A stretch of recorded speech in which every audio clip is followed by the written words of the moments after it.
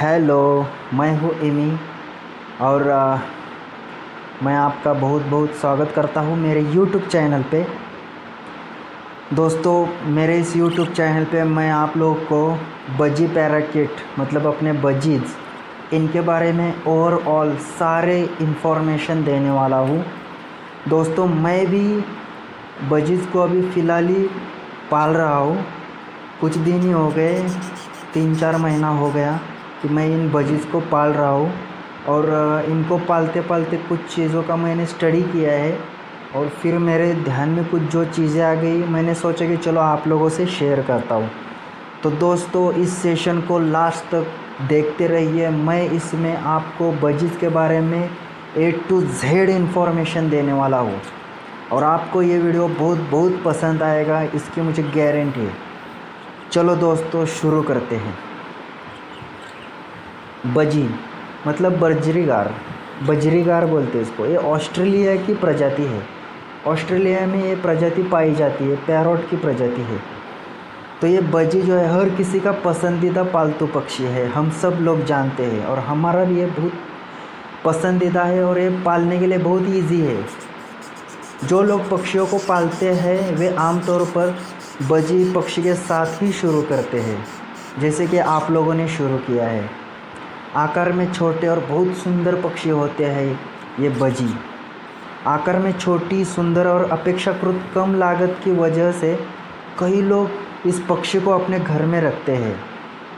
ये पक्षी विभिन्न प्रजातियों के अलग अलग रंगों में उपलब्ध होते हैं, जैसे कि मेरे पास है ये नीला, सफ़ेद, पीला। उसके बाद ये ऑस्ट्रेलियन वाइड में जो पाया जाता है, ग्रीन और येलो और ब्लैक वाइट का मिक्सचर, ये तो बहुत सारे रंगों में पाए जाते हैं।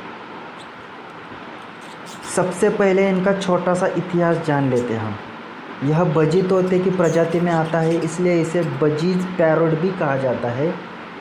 इसके अलावा उन्हें कई देशों में अलग अलग नामों से बुलाया जाता है। दोस्तों, क्या आप जानते हैं यह बजी भारतीय पक्षी नहीं है? ये भारतीय पक्षी है ही नहीं, ये ऑस्ट्रेलिया का है। इस पक्षी की मुख्य प्रजाति ऑस्ट्रेलिया में पाई जाती है। इन पक्षी से पहला परिचय करवाने वाला व्यक्ति का नाम था जॉर्ज शॉ। 1805 में, जो एक अंग्रेज़ वनस्पति शास्त्री के साथ एक प्राणी विज्ञानी भी था और आज इसे जिस नाम से हम जानते हैं बजरीगार, इसका नामकरण किया था एक और अंग्रेज़ पक्षी वैज्ञानिक 1840 में, जिनके नाम थे जॉन गॉल्ड। जॉन गॉल्ड ने इसका नाम बजरीगार रखा था और जॉर्ज शॉ ने इसका परिचय करवाया था। ये बात आप याद रखो। इन पक्षी का पहला प्रजनन 1870 में ब्रिटेन में शुरू हुआ था और आज अलग अलग तरीक़ों से प्रजनन के परिणाम स्वरूप कई प्रजातियां विभिन्न रंगों में पाई जाती है। उदाहरण के लिए crested, yellow face, golden face, spangle, opaline, red eye आदि। मेलोप्स्टीटेकस वंश की एकमात्र प्रजाति है ये पक्षी। इसका मूल रंग हरा है, जिस पर यह काले और पीले रंग के धब्बे दिखाई देता है, जैसे कि मेरे पास एक है दोस्तों, आप देख सकते हो। आइए अब जानते हैं इसकी देखभाल कैसे किया जाता है। आपको यह जानकर आश्चर्य होगा कि यह पक्षी दुनिया का तीसरा सबसे ज़्यादा घर पे पालने वाले जानवर है, कुत्तों और बिल्लियों के बाद। वे आमतौर पर थोड़े डरपोक और शर्मीले स्वभाव के होते हैं, इसलिए उन्हें ज़्यादा परेशान नहीं करना चाहिए। मैं भी इन्हें ज़्यादा परेशान नहीं करता।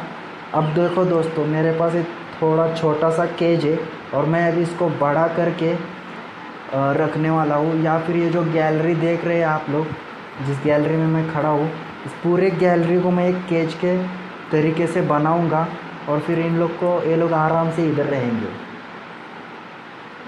दाना डालने और पिंजरों को साफ करने के अलावा इनके पास कम ही जाए। याद रखो दोस्तों, इन पक्षियों की औसत जीवनकाल 5 से 6 वर्ष का होता है और वे 6 से 8 महीने की उम्र के बाद से ही प्रजनन करना शुरू कर देते हैं। वे आमतौर पर साल में 4-5 बार अंडे देते हैं। एक बार में 3-4 से लेकर 12 से 15 तक अंडे दे सकते हैं दोस्तों। अंडे देने के 18-20 दिन बाद एक एक करके बच्चा बाहर आना शुरू कर देता है। बच्चे बाहर आने के बाद 8 दिन 10 दिन बाद उनकी आंखें खुलने लगते हैं और 28-30 दिनों के बाद वे अपना खाना खुद खाने लगते हैं। जैसे कि मेरे पास भी 3 बच्चे हैं। जो ये ब्लू कलर का जो अडल्ट बजी है, इसके 3 बच्चे हैं।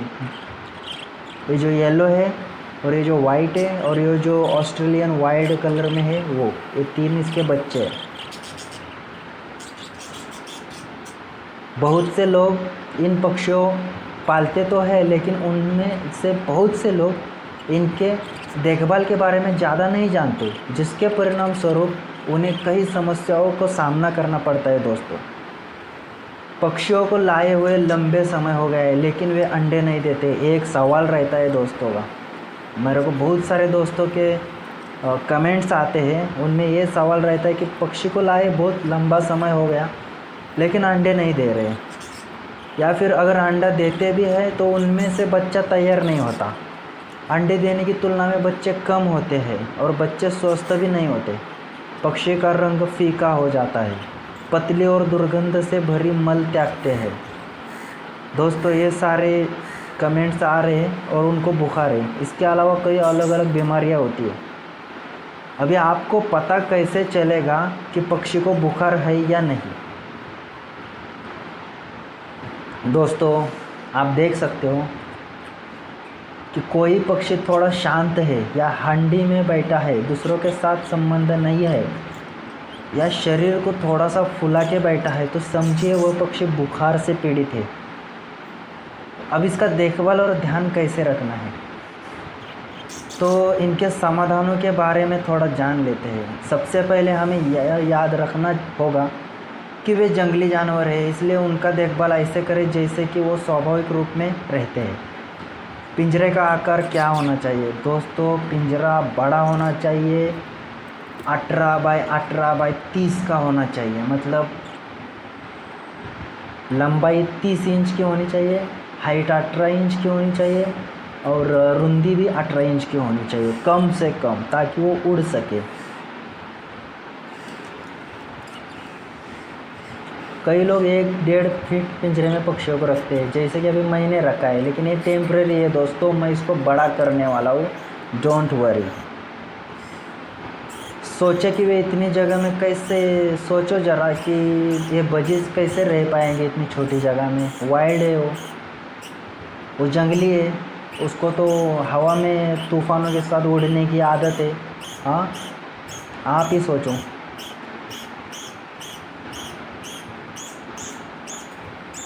अभी आपको पिंजरे में ना कुछ सूखे हुए पेड़ के टहनियाँ 2 या 3 चरण में पिंजरे के अंदर लगाइए। साथ में एक झूला भी बना सकते हैं। मैंने इस तरह से बनाया नहीं है, लेकिन मैं बनाने वाला हूँ। कुछ लोग बड़ा सा कॉलोनी बना के भी इन्हें पालते हैं। पिंजरे के अंदर का हंडी थोड़े बड़े आकार के दीजिए, जिससे कई सारे बच्चे अगर एक साथ हो जाए तो बिना किसी परेशानी के आराम से रह सके। मैंने एक हंडी, मेरा पुराना वाला छोटा है दोस्तों, और ये जो नया हंडी मैंने लगाया है बड़ा साइज़ का है, क्योंकि इनके जो बच्चे निकलते हैं इनको कोई परेशानी ना हो। भोजन प्रदान करने का पात्र चाहे किसी भी आकार के दे, लेकिन पानी देने का पात्र थोड़ा बड़ा दिया करें, क्योंकि वे अक्सर स्नान करते रहते हैं। उस उपाय को पहले से बना के रखना अच्छा होता है। देखो दोस्तों, अभी उनके खाने के बारे में बात करते हैं। उनका मुख्य भोजन है घासदानी, जिसमें चीना या कांगनी दाना को अधिक मात्रा में खिलाया जाता है। एक जो कांगनी दिख रहे हैं मेरे केज में, मैंने कांगनी रखा है, इसको अधिक मात्रा में खिलाया जाता है। लेकिन दोस्तों, सिर्फ कांगनी मत खिलाओ, उसके साथ अन्य भी कुछ बहुत पदार्थ है, उन्हें भी खिलाओ। अब मैं आपको एक एक करके पूरी लिस्ट देता हूँ। अब ये जो दाने हैं, इसमें देखो कांगनी, जौ, बाजरा, कैनरी के बीज, जई, गेहूँ और मकई, ये आप दे सकते हैं। और ये मकई जो है, जो सॉफ्ट बना के देने का है। गेहूँ, ये सारी चीज़ें पानी में भिगा के उनको सॉफ्ट बना के देना है। उसके बाद हर्बल दाने में सौंफ आता है, मेथी, कद्दू के बीज, मूली के बीज, ये सारे बीज देने हैं। उसके बाद जो ऑयल के बीज है, ऑयल सीड्स जिसको बोलते हैं, खसखस, सरसों, तिल, सूरजमुखी, इनको दे सकते हैं आप। उसके बाद सब्जियां बहुत पसंद होती है इनको। मिर्च, सभी प्रकार की मिर्च पसंद है इनको। मूंग, बीन्स। उसके बाद पालक, ब्रोकली, गाजर, फूलगोभी, खीरे, पत्तगोभी, शलजम, अजमोद, कद्दू, मूली, स्वीट कॉर्न, टमाटर केवल पका हुआ, लाल आलू। दोस्तों इन्हें फल भी बहुत पसंद है। उसके बाद इसमें फलों में आता है सेब, केला, अंगूर, अमरूद, लीची, आम, तरबूज, पपीता, अनानास, स्ट्रॉबेरी। अगर आप इन बजीज़ को ये सब खिलाओगे और ये अगर खाना ना चाहे तो ज़बरदस्ती मत खिलाओ, क्योंकि कुछ बजीज़ जो होते हैं उनको आदत नहीं होती, वो आदत के हिसाब से खाना खाते हैं। आप देते रहो, वो धीरे धीरे खाना शुरू कर देंगे। पत्ते में क्या दोगे? तुलसी, कलमी, धनिया, पालक, पत्तीदार शाक, पुदीना, ये सारी चीज़ें देनी है। उसके बाद इन लोग को क्या नहीं देना चाहिए दोस्तों? सेब का बीज मत दो, फलियाँ मत दो, पनीर मत दो, चॉकलेट भी मत दो, डेयरी का कोई भी उत्पाद मत दो, मछली, मांस ये नहीं खाते हैं, लहसुन, शहद, नींबू बिल्कुल मत दो। चूना, कुछ लोग चूना कैल्शियम के लिए देते हैं, मत दो। मशरूम और अन्य कवक मत दो। जायफल, प्याज, मूंगफली, कच्चा आलू, नमक, चीनी कुछ भी नहीं देना है, और मिठाइयाँ भी नहीं देनी दोस्तों। बस इतना खाना दे दो इन लोग को, आपके बच्चे बहुत खुश रहेंगे और बहुत ही अच्छे तरीके से उनकी ग्रोथ होगी। उसके बाद दोस्तों फल या सब्जी जब भी देते हैं उन्हें काट कर सलाद बना कर दे। 2-3 दिन के अंतराल में सब्जी को देना चाहिए। अभी जो मिनरल्स है, मिनरल्स में देखो दोस्तों, मैंने कटल फिश के बोन रखे हैं, काला नमक रखा है, और मैंने अंडे के जो कवर रहता है उसको भी पीस के रखा है। ये बहुत इम्पोर्टेंट होता है दोस्तों। कटल फिश बोन, काला नमक, सेंधा नमक, मिनरल ब्लॉक भी है दोस्तों मेरे केज में। मल्टीविटामिन देने चाहिए। इसके अलावा कभी कभी उबले हुए अंडे और चावल भी खिला सकते हैं। अंडे को मसल कर चावल के साथ मिलाकर दे सकते हैं, अन्यथा ऊपर के किसी भी सब्जी में डाल के दे सकते हैं। अंडा 7 से 8 दिन के अंतर में दिया करें, और एक अंडा 15 से 20 पक्षी के लिए काफ़ी होता है दोस्तों। दवाई,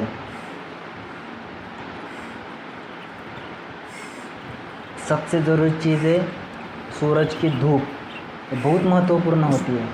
पक्षियों को ऐसी जगह रखें कि उन्हें दिन में कम से कम 3-4 घंटे धूप मिले, लेकिन पूरे दिन तपती धूप में न रखें। उदाहरण के लिए मैंने अपने पक्षी ऐसे जगह पर रखे हैं कि सुबह 10 बजे तक उन्हें धूप मिलता है, फिर उसके बाद छाँव पर जाता है। तो ये सही है दोस्तों। यदि आप ऊपर दिए हुए सभी नियमों का पालन करते हैं, जो भी मैंने आपको ऊपर बताए हैं अभी इसके पहले, सभी नियमों का पालन करते हैं, तो आपका पक्षी कभी बीमार नहीं पड़ेगा। यदि इसके बाद भी बीमार पड़ता है तो कुछ दवाइयों के नाम मैं बता रहा हूँ, उन्हें नोट डाउन कीजिए या फिर उन्हें याद रखने की कोशिश कीजिए। अगर आपका बजी पतली और दुर्गंध से भरी मल त्यागता है, मतलब वो डिसेंट्री टाइप, तो फ्लैजाइल नाम का जो दवाई आता है, फ्लैजाइल, उसको 2-3 दिनों के लिए पक्षी को धूप में रख सकते हैं। और फ्लैजाइल नाम का दवाई दे सकते हैं। अगर उसको बुखार है तो डॉक्सीसाइक्लिन या फिर कोई भी बच्चे को दी जाने वाली बुखार की दवा दे सकते हैं।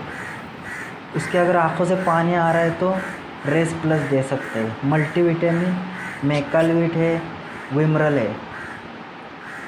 किसी भी दवाई के दुकान पर जाकर उनकी सलाह के अनुसार भी आप दवा ले सकते हैं दोस्तों। अब दवाई कैसे उनको पिलाएंगे इसके बारे में मैं आपको बताता हूँ। आम तौर पर पानी के साथ मिलाकर दे सकते हैं। 4-5 मिलीलीटर दवा 1 लीटर पानी के साथ मिलाकर दिया करें। यदि पक्षी कम है आपका तो आप हिसाब करके दिया करें। मुझे लगता है कि एक पक्षी के लिए 1 बूंद सफिशिएंट है। अब दोस्तों विशेष ध्यान क्या रखना है? दवाइयों को पिलाने का सबसे अच्छा तरीका होता है कि बीमार पक्षी को पकड़ के उसे ड्रॉपर के माध्यम से पिलाया जाए। दोस्तों मैं आपको बताऊंगा इसका प्रैक्टिकल करके बाद में किसी वीडियो में। इसमें दवाएं बर्बाद नहीं होती और शुद्ध दवाएं पक्षी के पेट में चली जाती है। कॉमन सेंस है दोस्तों, लेकिन यह काम थोड़ा मुश्किल होता है, लेकिन मैं आपको बताऊंगा कि कैसे करना है। दवाइयों को पानी के साथ पिलाने का सबसे अच्छा तरीका होता है कि अगले शाम, मतलब आज शाम को अगर मैंने पानी निकाल के रखा है, खाना और पानी, तो अगली सुबह दवा साथ मिश्रित पानी को दे देंगे तो वो फटाफट पी जाएंगे। दवा मिश्रित पानी को 3-4 घंटे बाद ही निकालें और ताज़ा पानी दें। लगातार इस नियम को दोहराएं जब तक बीमारी ठीक ना हो जाए। हाँ दोस्तों, आपका बहुत बहुत धन्यवाद है दोस्तों कि आप अभी तक मेरे साथ हो इस वीडियो में। जिस दिन दवा दी जाती है उस दिन कोई सब्जी या चावल ना दे, केवल सूखा खाना ही दे, जैसे कि कांगनी, उसके बाद जौ, उसके बाद हाँ ये कांगनी ही दो, सिर्फ दूसरा कुछ भी मत दो। इस प्रक्रिया का उपयोग सब्जियां, फल या अंडे खिलाने के लिए भी किया जा सकता है। जैसे कि उनका खाना निकाल के रखो बाहर और फिर 4-5 घंटे के बाद उन्हें डायरेक्टली अंडा खिलाओ। अभी पानी हमेशा साफ़ और ताज़ा ही इस्तेमाल करें। गर्मियों में क्या करना चाहिए दोस्तों? गर्मियाँ चल रही है अभी इन गर्मियों में क्या करना चाहिए? कोशिश कीजिए कि गर्मियों में धूप थोड़ी कम लगे। साथ ही पानी का पात्र बड़ी आकार के दे ताकि वे अपने इच्छानुसार स्नान करने में सक्षम हो। अगर दिन पानी बदलने की व्यवस्था करें, हर दिन पानी बदलने की व्यवस्था करें। इस समय सब्जियों या फलों को 1 या 2 दिनों के अंतराल में दो। अंडे को 1 सप्ताह के बजाय 2 सप्ताह में 1 बार दो, क्योंकि हीट होती है उसके अंदर। और इसके अलावा ऑयल सीड्स को बंद करो, क्योंकि इसमें उनका शरीर अधिक गर्म हो जाता है। दोस्तों याद रखो। सर्दियों में क्या करें? सर्दियों में इसके विपरीत करें। धूप थोड़ा ज़्यादा लगाए। हाँ, उसके बाद हर हफ्ते अंडा दो, ऑयल सीड्स दो। इसके अलावा शाम के समय पक्षी के पिंजरे को किसी कपड़े या अन्य चीज़ों से ढक दिया करें। ये बहुत ज़रूरी भी होता है, वरना पक्षी को ठंड लग सकता है। बरसात में क्या करें दोस्तों? बरसात बहुत ही ख़तरनाक होती है बम्बई में, और मैंने इसके लिए बहुत अच्छे से तैयारी करके रखी है। अभी कोशिश ये करें कि इन पर बारिश का पानी सीधा सीधा न गिरे। आशा है कि यह जानकारी आपको उपयोगी होगी। अगर कुछ प्रॉब्लम है, कुछ त्रुटि रह गई है तो कृपया कमेंट करो, और पसंद आने पर प्लीज़ मेरे चैनल को सब्सक्राइब करो और एक लाइक दे दो। Thank you.